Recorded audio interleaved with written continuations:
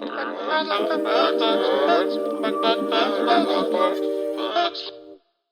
hello everybody. Welcome back to Literature in Robes with your host Jared. We're going to do a Rapid Robes number 5 this time. 5 already? We're going to be doing 4 books today. This might be, fingers crossed, the last time I film these reviews in this particular setting. We're hoping to move into a new house. Some of the set may change for the next videos. Just a heads up for that, but we'll see. Fingers crossed. Let's get down to business. Today, our first book is There Is No Antimemetics Division. What did you say? This book is a trip. It's not a very big book, but boy, are the ideas inside of it gigantic. So what is this book about? It's tough to explain, but if you know what a meme is, basically an idea that gets carried forward, often used in describing genetics, how genes carry forward traits. A meme is like an idea that can also last for a long, long time. Anything you can think of really can become a meme, but this is the Antimemetics division, and so the title alludes to what the book is about, which is a strange title in its own right. Imagine living in a world where your very thoughts and ideas can be stolen from you. Your very memories, anything you're trying to plan or organize can be taken from you. That's kind of the basis of this whole like psychological dystopian sci-fi thriller. It's not really even a thriller. It's a mystery that kind of unfolds throughout the story. The central character is this person who is in charge of trying to monitor people that are coming into this government agency called the Antimemetics Division. Knowing that the basis of this idea underlying the story is that we can't really trust our own memories, our own minds. We can't trust the ideas that we have, and we can't trust that those ideas that we come up with could potentially get stolen. Son of a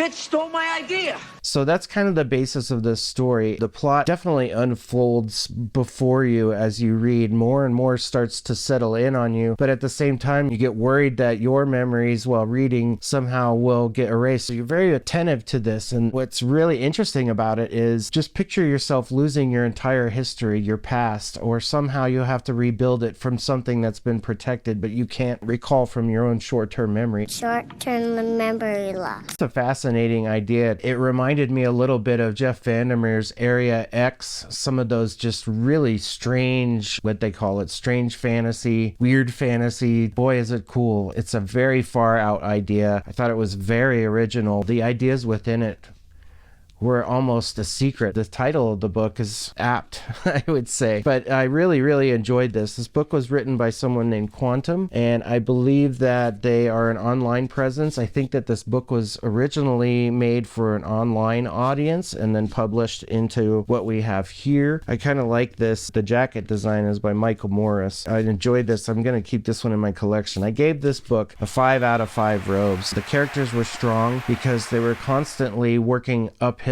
constantly like trying to fight against quicksand. So the characters didn't quite take as much of the reading experience and lift it up, but the plot definitely did, and the ideas and the creative execution of the book. It does move around in places, but it all comes around and makes this amazing amount of sense by the end of it. This book was new, it was fresh, it was original, tense, engrossing, and it kept me reading all the way to the end. Right on, very cool. On to the next, we have another classic. I've been kind of in this classics mode, and now I have read Brave New World by Aldous Huxley, yet another dystopian future novel written back in 1932. Quite an idea coming out of that time period. It's a future dystopian world where people are no longer birthed, people are grown. If you haven't read it, there's some really intense ideas in here. Very reminiscent of A Mechanical for Leibowitz, 1984, growing out of that vein of ideas that were incubating from that time period. The idea of indoctrination into society is heavily laden into this. Aldous Huxley brings in this heavily conditioned, classically conditioned society. They have these thoughts that are pre-programmed into their minds, and those who discover critical thought become a threat to this way of life. You being a smart ass.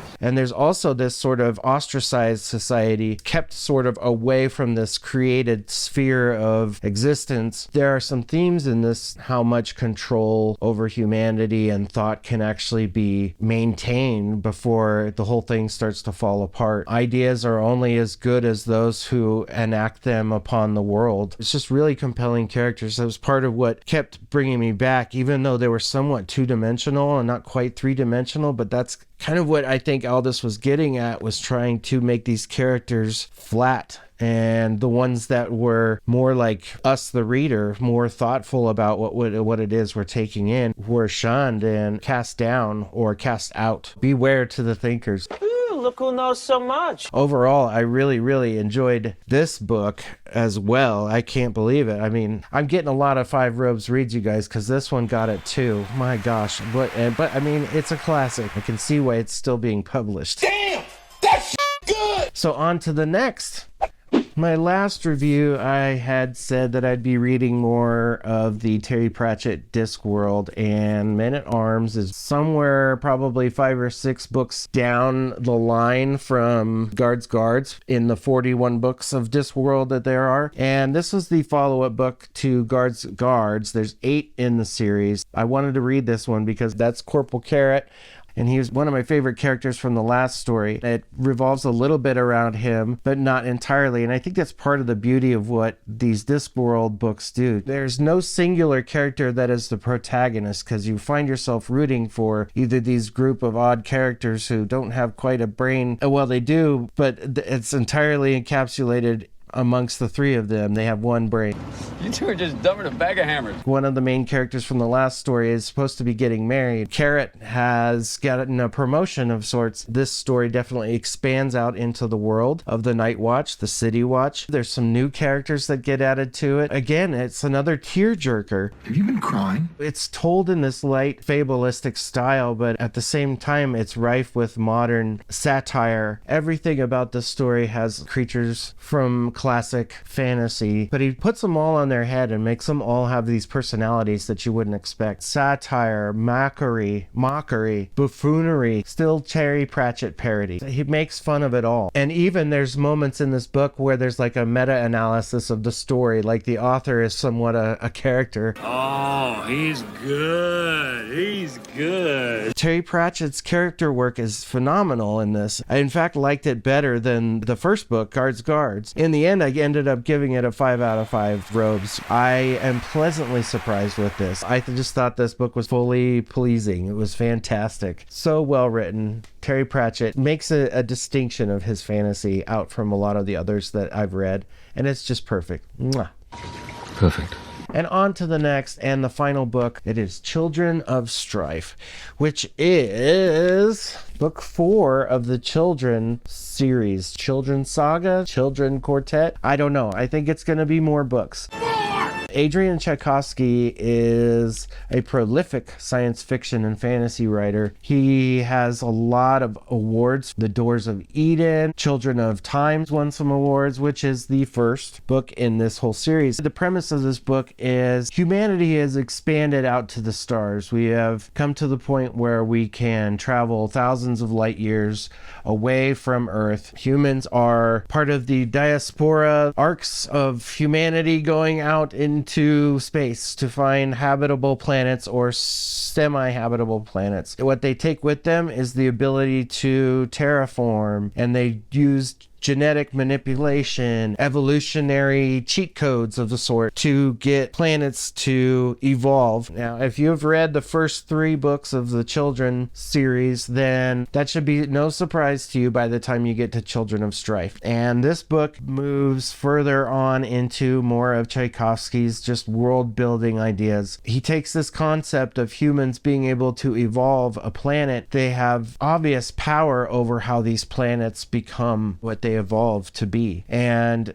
you never know what you're gonna get. Tchaikovsky has 3 different timelines through each of these books. One is when they first get to this planet, what happens back before this whole thing, like the original timeline, and then a future timeline of what's happened since the terraforming. Not all of this goes well. Yeah, no shit, Sherlock. This time, the planet that's been terraformed has been extremely messed with. World building to the max. It's really great how Adrian fully fleshes out all these ideas, like what would these alien intelligences look like? Consciousness, is there a limit to their lifespan? Are they able to have a conversation, or is that completely off the table? Communication is a huge thing when trying to understand not only humans but other aliens, and so don't use that tone with me. Don't use that tone with me.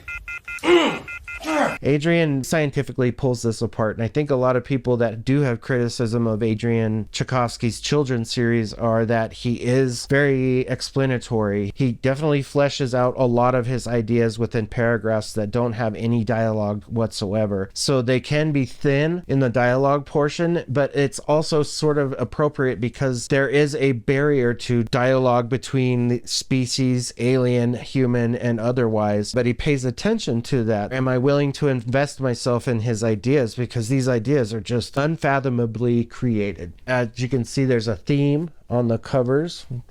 Look at that. What is going on there?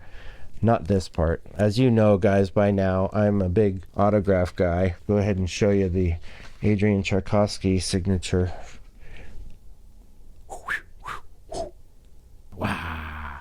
Do I have all these on hardcover? No, but it certainly makes me want to. This was an extraordinary effort. I felt like the first 2-3 books. The first book was amazing. 5 rubs out of 5 for that one all day. The second one was amazing. The third one, I loved the ideas. I loved how he left the door open at the end of it. And the ending was great. He always pulls these things together, not necessarily in a dramatic style, but in a sensible style. It makes sense. A relational type of sense, a compassionate sense, an empathetic sense. He's not blowing things up like you might get out of, The Expanse or something.